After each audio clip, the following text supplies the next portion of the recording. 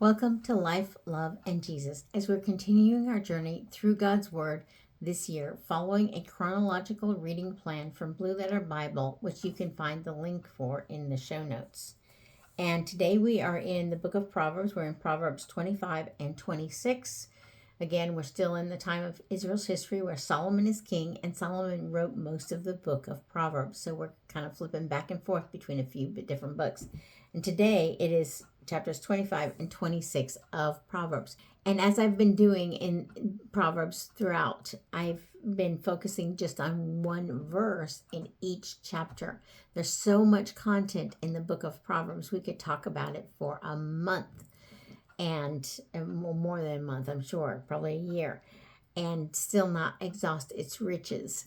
But we're focusing just on one verse in each chapter. Occasionally I'll throw a little something else in here and there, but trying to stick to that. And today for chapter 25, I'm focusing on verse 11. And verse 11 says, "A word fitly spoken is like apples of gold in a setting of silver." And the point is that what we say is so very important, and how we say it and when we say it, what manner we come across, all those things, they matter a lot. There is so much in the book of Proverbs and in the Bible as a whole about how we use our words, how we speak about others, to others, what we say. I mean, James tells us that from the same mouth comes blessing and cursing, and how that should not be. And yet it is. And so God constantly is reminding us, because we apparently need a lot of reminders when it comes to our speech, to speak godly words in godly way. Word fitly spoken is precious. It's timely. It's a wonderful thing. And the opposite is true. A word that is unfitly spoken could be a curse. It could be just bad timing. It could be the wrong things. We need to just watch what we say with a lot of diligence, paying attention to how we speak at all times. And in the margin of my Bible, I wrote this, and it's something I try to remind myself of, because like all of us, I still need to work on my speech habits. And I wrote that we need to speak the right words at the right time in the right manner to the right people for the right reason.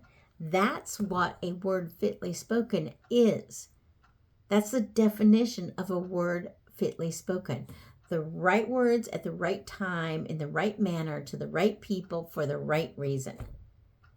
And if it's not that, it's not a word fitly spoken. It's not something we should be wasting our time with.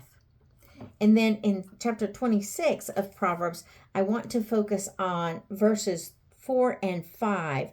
These are two verses that often people that are unbelievers will say, well, the Bible's full of contradictions, and give this as an example. And that's one reason I wanted to camp out here a little bit.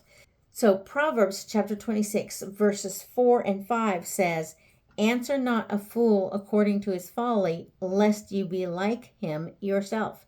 And then verse 5, "Answer a fool according to his folly, lest he be wise in his own eyes."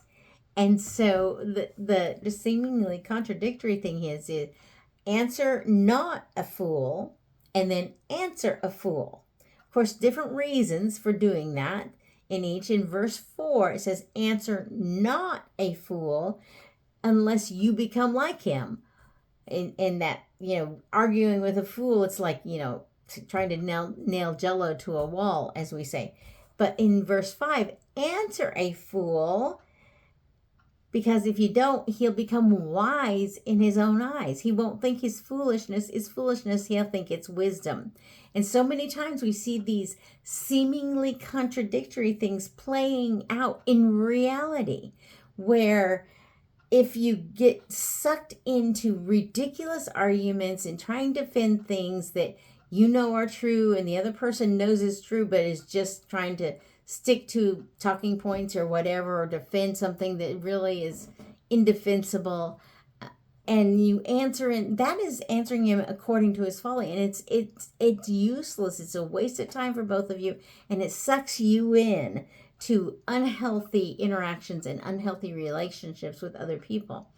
But at the same time, there are those times where you can't just let somebody spout off their foolishness all the time. You have to answer him according to his folly, like verse 5 says, because to do otherwise means to let stand a lie about the character of God, a lie about the nature of reality, a lie about basic truths of science and nature, a lie about anything. So if you don't answer back or state firmly the contradictory to what he, the fool or she, is saying, then you are giving passive support to that nonsense and enabling the fool, the foolish person, to think that he or she is truly wise. If someone around you is a fool spouting 2 + 2 = 5, you need to speak up, answer him according to his folly, so he doesn't continue to think that 2 + 2 = 5. He needs to know that 2 + 2 = 4, always has, always will. Doesn't matter how you cut it, what culture you're in, what year it is, how old you are, or how young you are, or where you live in the world, or any of that stuff. 2 + 2 is always going to be 4. So that in those situations, you need to answer the fool, the foolish man, the foolish woman, because otherwise they will think they are right. They think they are wise. And we just, as people of truth, people following a God of truth, we need to stand on truth. And there are times we need to answer the fool. Other times we need to just walk away and let that fool be a fool all on his own or her own. So it seems contradictory because it is literally back to back saying, and the verse part of each verse saying the opposite things. But it really isn't contradictory because going back to what we've said about Proverbs all along, these are principles, not promises. And these are principles. These 2 verses are principles for life for different situations. So that's why I wanted to kind of camp out there. I hope that was helpful to you in some way. And then after we do our content, we always do our 3 questions. What do I learn about the Lord? What do I learn about myself? And what do I need to obey or change because of what I have learned from God's word today? And for these passages, or these chapters in my journal, I wrote, what do I learn about God? God expects his children to use their words wisely because our words reflect on him. Our words reflect on him. If people know you are a Christian and you speak in unkind, unwise manners, then that reflects on our God, and they think he is unkind and he is unwise. And of course, that could not be farther from the truth. He is all loving, all kindness, all truth.